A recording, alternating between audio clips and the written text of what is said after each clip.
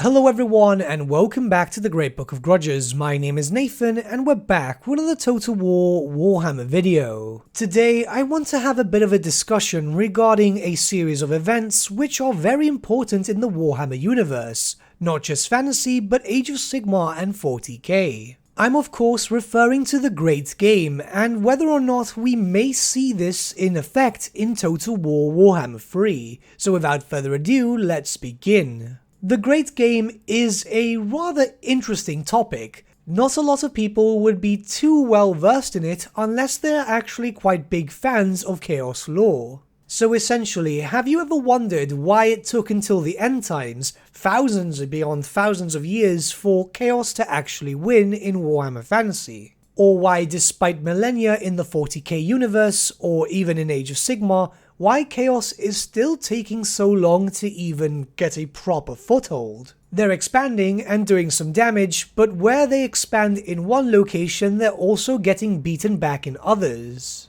Now, since this video is focused on Total War Warhammer 3, we'll mainly go on to the lore aspects of Warhammer Fantasy, but I may dabble a little bit in Age of Sigmar and of course Warhammer 40,000, as there is a very thin link between all of them. So essentially, the reason why Chaos takes too long to actually do anything too concrete, or eventually win wars, is because of the Great Game itself. The Great Game essentially is an almost unending war between all of the chaotic deities within the realms of Chaos. Though of course we only tend to hear of the four main Chaos gods: Slaanesh the Lord of Excess, Nurgle the Lord of Plague, Khorne the Blood God, and of course Tzeentch the Changer of Ways. There are others who compete in this Great Game, however their power is so minimal when compared to the main four that they're often forgot about. This is a war that is fought upon multiple planes of existence, and because of the nature of Chaos itself, the large majority of the inhabitants of the Warhammer Fantasy universe are not even aware that such an event is actually going on. You see, the very nature of Chaos itself is extremely destructive, and we all are aware of that, yes. But it's also destructive against its own very being, Chaos versus Chaos.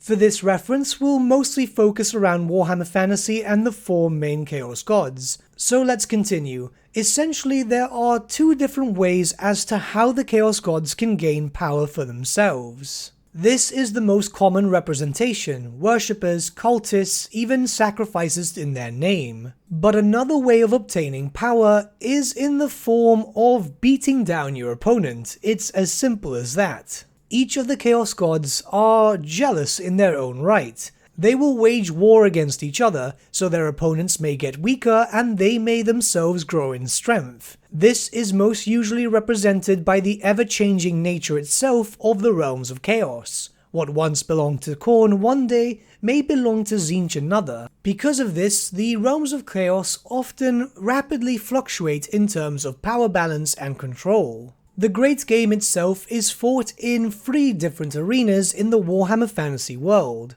First, in the realms of Chaos itself, as is the most common. These are the semi-metaphysical domains of the Chaos gods themselves, so of course the main fighting is obviously here, where the Chaos gods themselves will take a more physical approach. Demons beyond counting will be fighting in a near almost endless basis. Next would be in the Chaos Wastes, a land far north in the Warhammer Fantasy world, which is the link between reality and the warp in a sense. Here you will see the struggle between the Chaos gods themselves through their mortal followers, where tribesmen of Chaos warriors will fight against other tribesmen if they worship other gods. This is a way for the followers of a particular god to assure their dominance within the wastes. Both of these are more focused around a more physical type of power, whereas the third is actually within the Warhammer world itself. This mostly follows around influencing those who might be willing to fall to Chaos, or those who will fall eventually. Cultists, priests, all those and the like.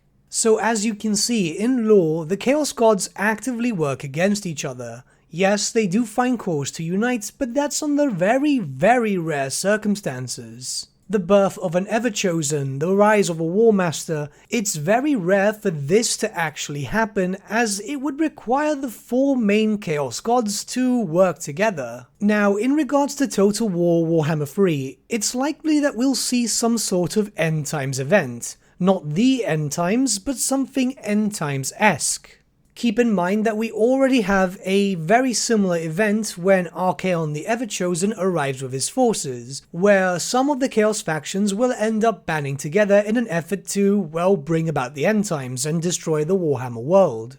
Obviously, this event so far is, well, laughable, let's be very honest about that, as the Order Tide will normally destroy them within, what, 10 turns? 20?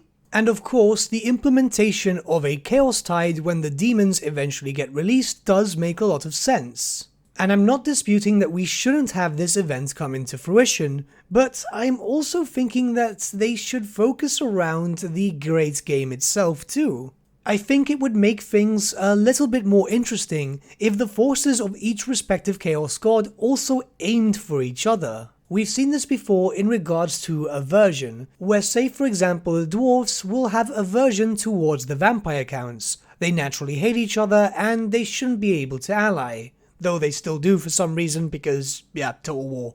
Honestly, the way I see it is that each respective Chaos Force should have aversion towards each other, and that should only be dropped when the big Chaos event actually happens. The big issue here is how do you stop these factions from completely destroying each other before it's time to join up? It's something that even I can't really think of, as Total War's completely random AI nature plays against this very much. I'm not sure how they could actually implement this without it just turning into, well, just some massive confusion. But I feel like the great game is so embedded in Warhammer lore that it would be a massive shame if this wasn't included in some way, shape or form. So with that, let me know what you guys think. Do you think the great game should be featured in Total War Warhammer 3? Or is it best left just not included? Let me know your thoughts in the comments below, and let's start a bit of discussion. I'm rather curious to see what your possible thoughts revolving around this is, as obviously, as a lore guy, I'm really into the whole idea of the great game, but mechanically it might not just work, and maybe I'm not just seeing that. But with that, my friends, we've come to the end of our video. Thank you so much for watching. If you did enjoy the video, might I suggest giving the video a like, or even subscribing to the channel, as it really does help us out. In the description section below are various links to different social media platforms such as Facebook, Instagram and Discord. Also in the description section is an affiliate link with Element Games where you could buy loads of hobby-based products, not just Warhammer, for 10 to 25% off. Making a purchase using that link and also our special code, which is also in the description, supports the channel at no extra cost to you, which we think is rather cool. A big thank you to our patrons. Your support means the world to us. It's amazing that people want to help a small channel like us grow and get to a higher level of content. A big thank you to Gibraltar LUSC, Ryan Bertsche, Andrew Prince and Okro for subscribing to us at our Fane level. You guys are super cool. And a big thank you to Edward Yule, VS Vasan, Aaron Whitman and Shaggy for subscribing to us at our King level. Honestly, we can't thank you all enough. And lastly, a big thank you to all of you for liking, sharing and commenting on these videos. Honestly, it's because of you guys that the channel's been growing at such a great pace lately, so we can't thank you all enough. But with that, my friends, thank you so much for watching once again, and we shall see you all again very, very soon. Have a good day.